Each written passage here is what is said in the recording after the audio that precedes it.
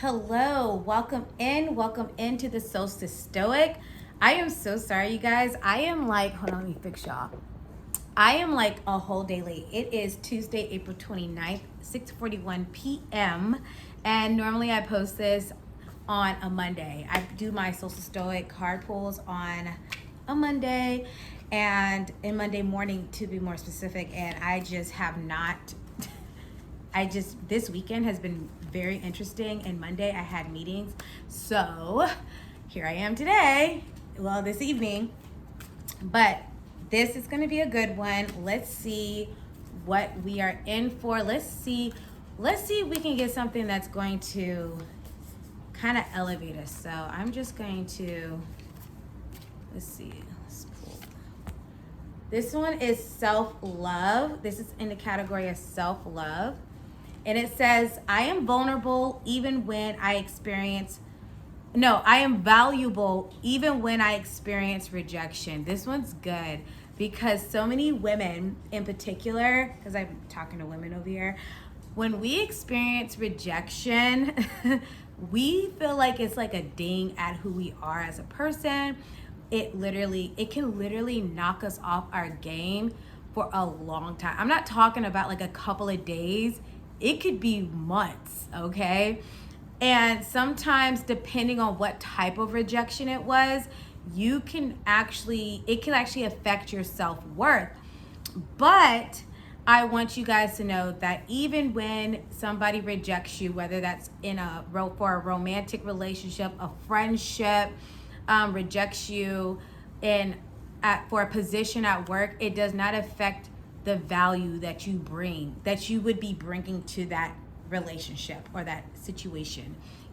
Some people feel like they aren't worthy anymore, and they're not a whole lot of things. But to be honest, you guys need to understand that value does not come from, you shouldn't pull your value out of what people think about you. You shouldn't pull your value out of what people tell you what you are and what you're not, because to be honest, only you should be validating yourself. Now, I understand that you need to make sure that you're up to par, like skill wise, or that if you're in a relationship, you need to make sure you're fulfilling your part in the relationship. But when it comes to like your self-worth, nobody can determine self-worth but you, in my opinion. So if you feel that you are the ish, you are the za, then that's what you are. And if other people can't rock with that, then they're just gonna have to move on without you. When it comes to value and what you bring to the table, some people will reject you just because they are afraid of you. They're afraid that what you're gonna bring will actually put a spotlight on who they are, like, and where they're lacking. So this is really obvious and like are prevalent in the workspace, or if you're an entrepreneur, you're networking and stuff. Sometimes you can get rejected out of groups. Let me tell y'all, I have been rejected out of women groups, and I've been told the reason by the person who was actually running these groups, or running this particular group, that she does not want to compete with me in any way, shape, or form, even though we bring something completely different to the table.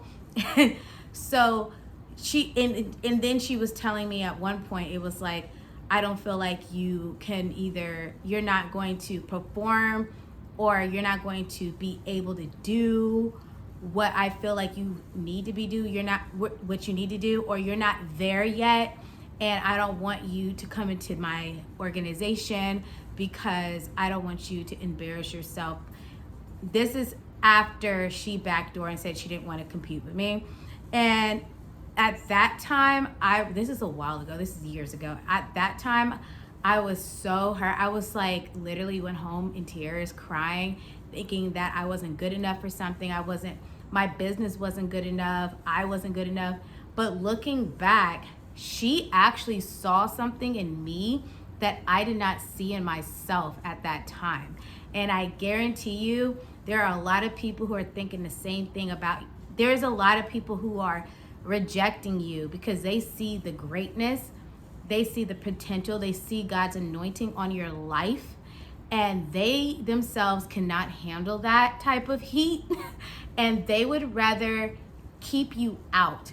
These are people that will they'll go behind your back and try to slander you. They'll go behind your back and try to convince people to not want to work with you. And it's literally because of they're scared, they're jealous, they are intimidated. And so that's why I'm saying you should not get offended and feel like vulnerable or feel any type of doubt in yourself when you're rejected. God will close a door too. He will close a door on you to keep you in alignment. Even though you may feel that this path is your ticket to wherever you're trying to go. You may feel like, because I've been there, where you feel like if I go through this door and I start doing this, I already know it's only up from here, and bam, door slammed in my face. And I'm like, wow. Yeah, wow. Like you're totally caught off guard, right? You're totally caught off guard. But God will close a door in your face. He will slam that sucker hard because he wants to make sure you understand and that you hear that you're not walking through this door, because he has another door. He wants you to stop in your tracks and turn around, because the door that's really gonna bless you is wide open with people at the front waiting to greet you, pull you in, and help you skyrocket to the top. So don't ever feel that you are not valuable. Don't ever feel that you are not worthy or you're not good enough when somebody rejects you. There is a reason behind that rejection. And like I always say, find the silver lining in everything. If it doesn't work out over here, it's because it's about to be real good over here. Okay? Okay, so let's read the prompt. We all experience rejection, and it takes practice not to let rejection deflate our sense of self. Sometimes we need a boost from a loved one to mirror our self-worth.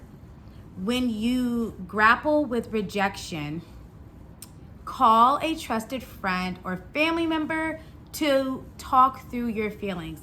I have to do that. I do that a lot, especially with Jeremy. I think he's sick of it. I think he's sick of it because if I feel like somebody is out to get me, or if I feel like I didn't get something that I felt like I deserved, because lately, like, there was an instance where I was talking to another business owner who wanted to give away like events, sell off events, and I swore up and down I was gonna get it, right? And literally was ghosted for like a week and a half or so. And I was like, what is going on? I got the bread. I'm ready to do this transaction, and I'm ready to be what I thought was going to be my ticket, was going to be my catalyst, right?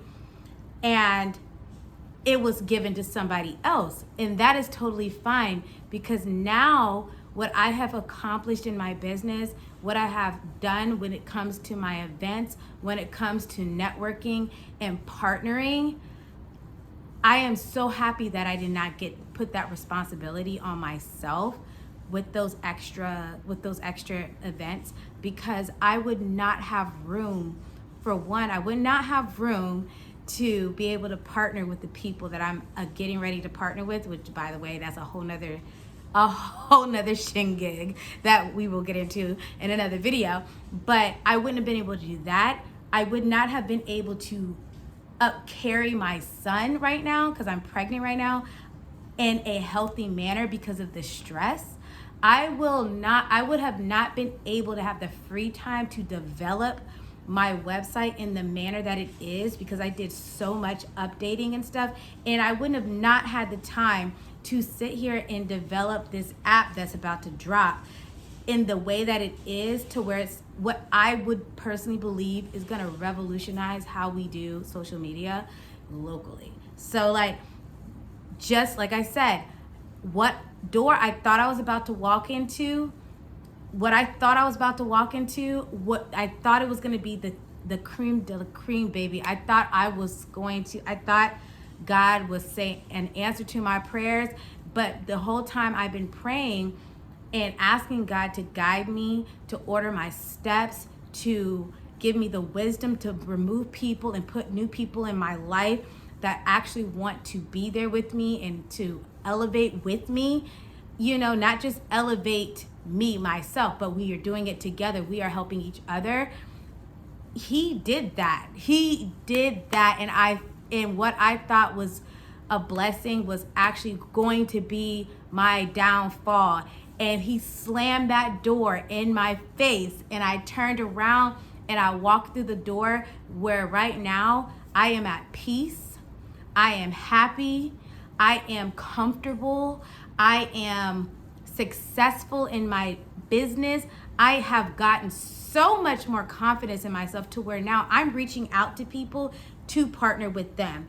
Normally, I would have never reached out to anybody to partner because I was so scared of rejection. I was so scared of rejection because of the rejection I've received in my past. So I was letting things that happened in my past affect my future and my current and my present and my future. And after doing the work to help me with that and to get through that, lots of prayer, y'all. Lots of prayer. I mean, talking to Jeremy, like, because he had to work it out, baby. He had to talk to me, get me grounded, talking to other business owners about how is it that they're able to just partner with people effortlessly and stuff. Now if I reach out to somebody and I want to partner and I have some great ideas and they tell me I don't think that's good for me, I don't bat an eye. I move on to the next person, because there are so many people out here, you guys, that God has put out here just for you so that you can be blessed, because when you're blessed, they become blessed. And when they become blessed, then somebody else becomes blessed. It's like it's a domino effect. So do not let rejection hurt you at all, emotionally, mentally. And definitely don't think it means anything about your worth, okay? Because it has nothing to do with your self-worth. Okay. If they offer you love, support, and encouragement, hear it and accept it. You are more than a moment of rejection. Yes, you are more of a moment of rejection. You are more than that. You are more than that. God did not give you the skills. He did not give you that. First off, he didn't give you the idea for no reason. He didn't bless you for that idea that you had to start this business for no reason. Now that he blessed you with it, now you have to steward that. And what that means is you have to do the research and the work on how to